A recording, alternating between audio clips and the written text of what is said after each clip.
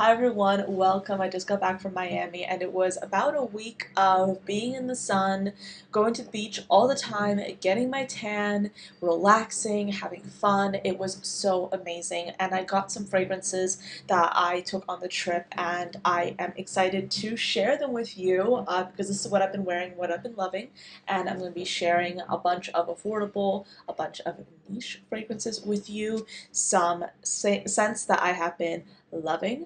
If this is your first time watching this channel, hello, my name is Anya. I love perfumes and I talk about them here every single Monday, Wednesday, and Friday, along with a ton of bonus content in between.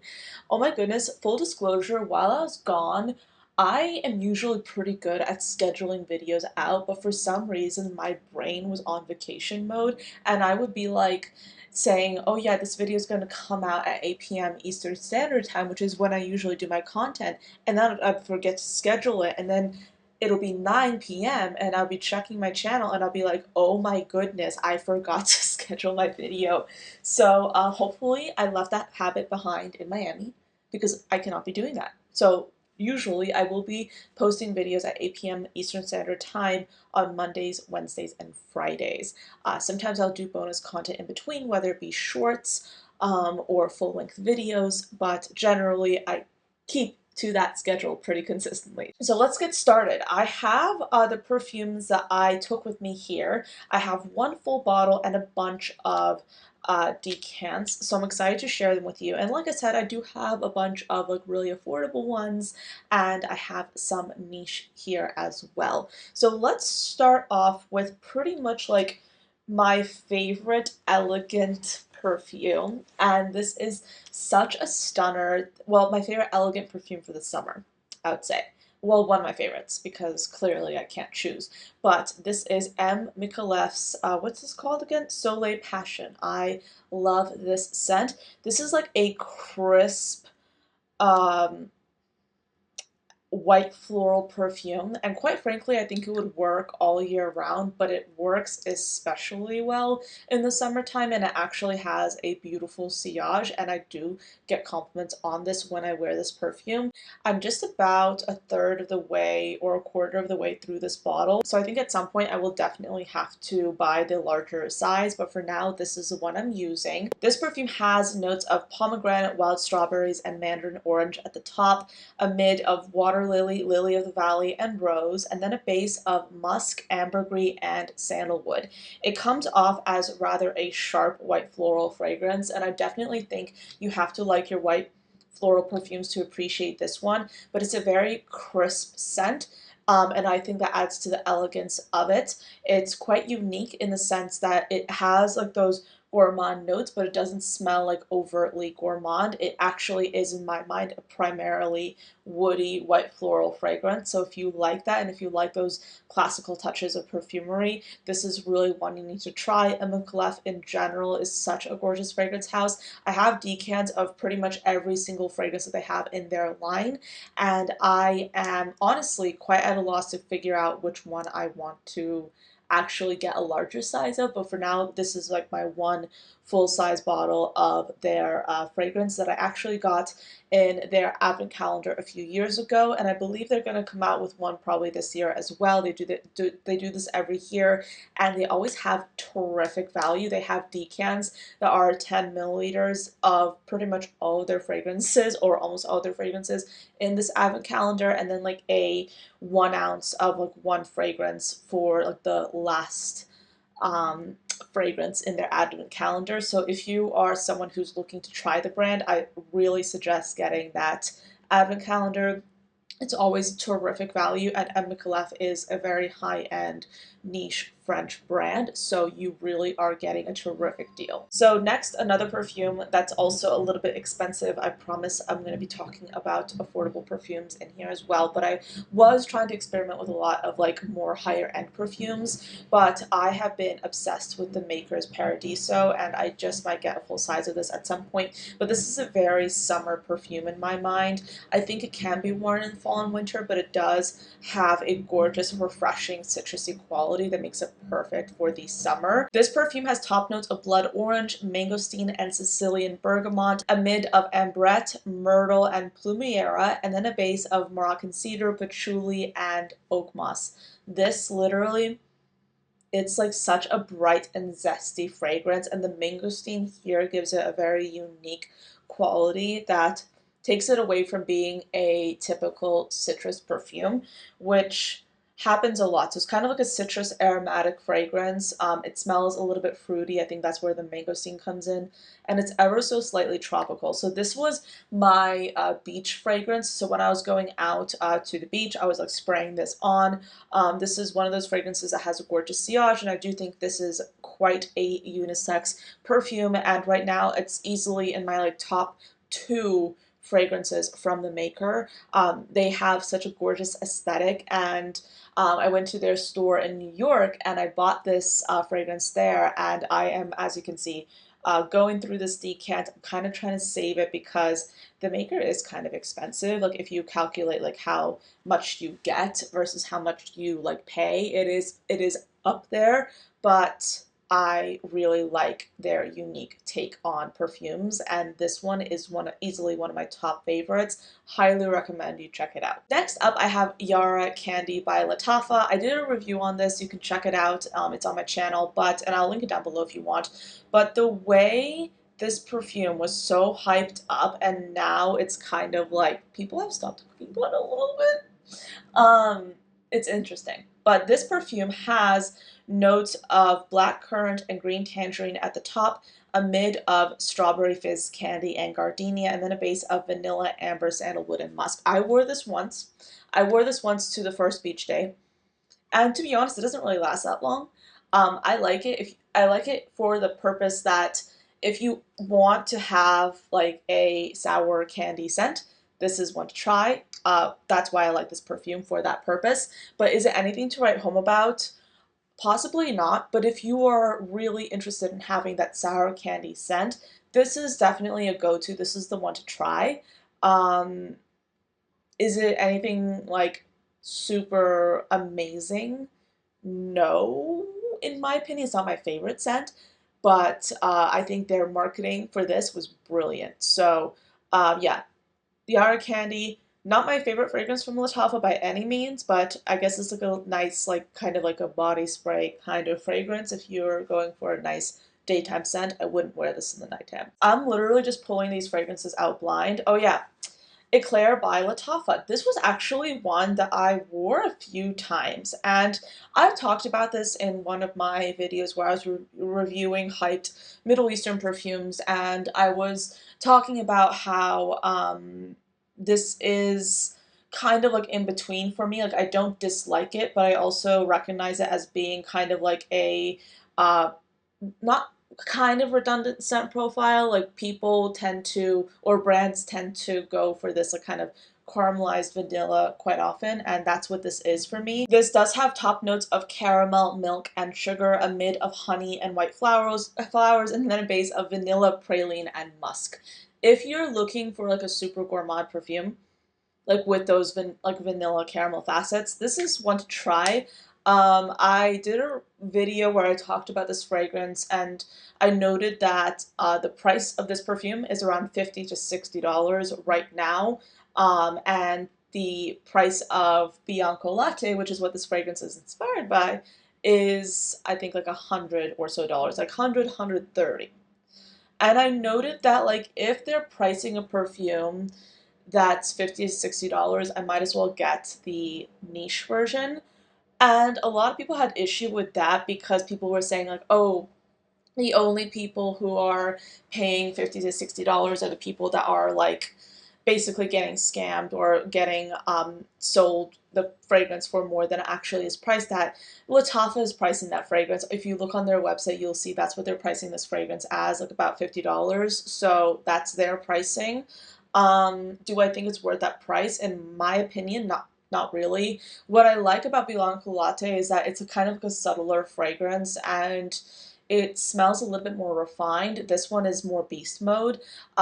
So for that reason, wasn't really too excited about this fragrance. I like it, I don't love it, but I did find it to be a perfect vacation scent. And I was in Miami with my friends, and what I like to do is I like to like offer my perfumes. Like if someone wants to have like a fun fragrance, like I really want to give them the opportunity to wear whatever they want from the fragrances I bring, and people went for this. So that just goes to show this is a nice fragrance. It's a crowd pleasing perfume, but for me, where I'm at right now with my fragrance journey, if you will, I want to wear something that's a little bit more unique, and this isn't quite cutting it in my opinion. But I did wear it a few times because it's like a good vacation scent, but it's just not something that I would get like a full size bottle of, in my opinion. So yeah, Outer Habs Choco Musk though, you should get this. You should get this if you are a fan of like chocolate vanilla fragrances. I love this. It literally smells like Swiss Miss chocolate. It's uncanny how realistic this smells, and I do get compliments on this. It's a perfect base for layering other fragrances, and if you just want like a beautiful oil to wear, this is really, really good. I'll link all the fragrances that can be purchased from Amazon, by the way, down below.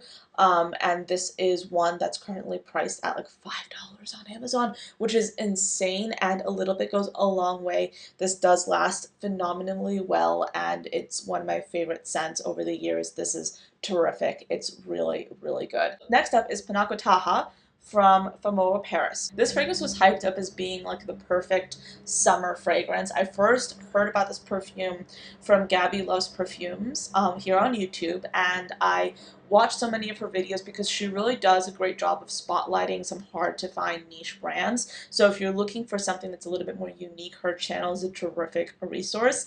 And this perfume has top notes of mango, orange, and vanilla, a mid of vanilla and panna cotta, and then a base of saffron, white musk, Tahitian vanilla, benzoin, and tonka bean. So this perfume smells kind of like,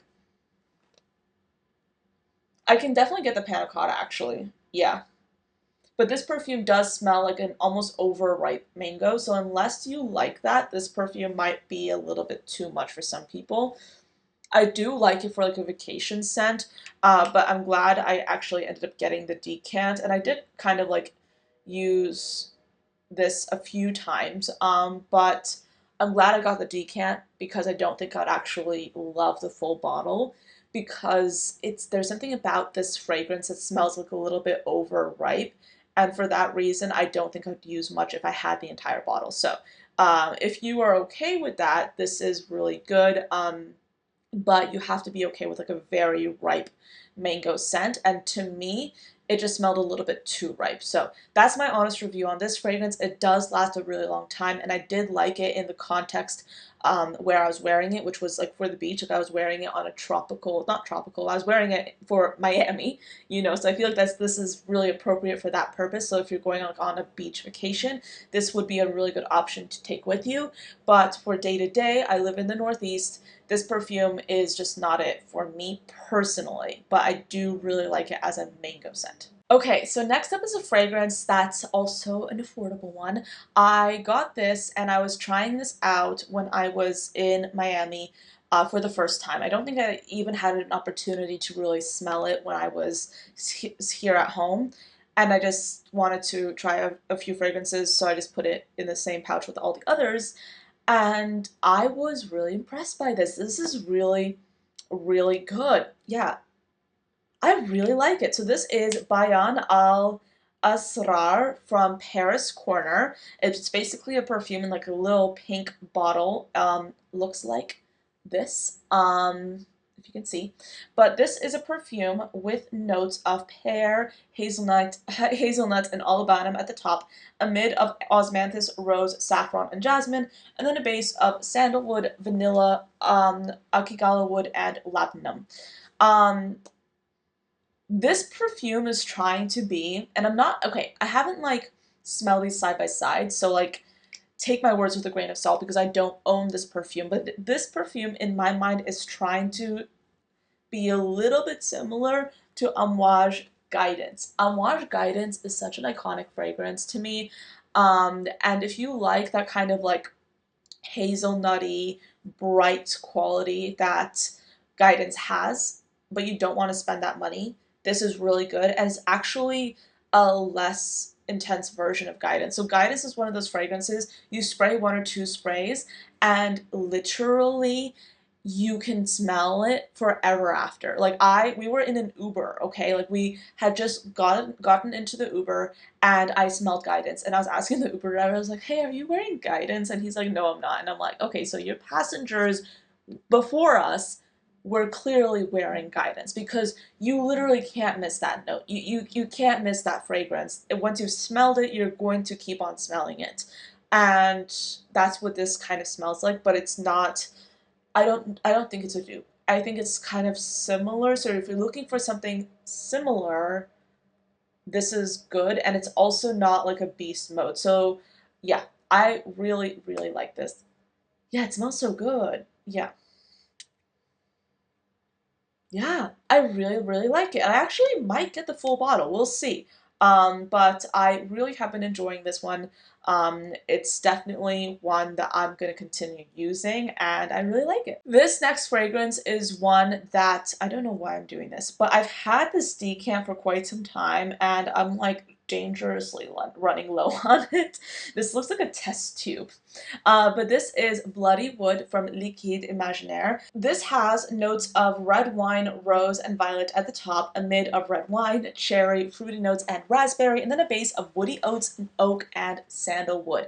This smells so very unique, and you might be thinking, okay, it smells like red wine. Like, how could you possibly take this with you to Miami?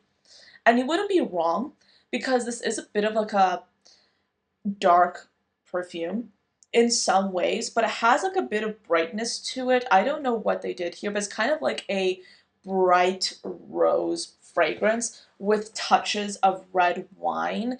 This is inspired, like the whole line is inspired by alchemy, and they have like a very unique kind of concept with their bottles of this brand, and they've been on my radar for quite some time now, and I have like so many decants from them, but I really, really like this one. I think this is my favorite from them.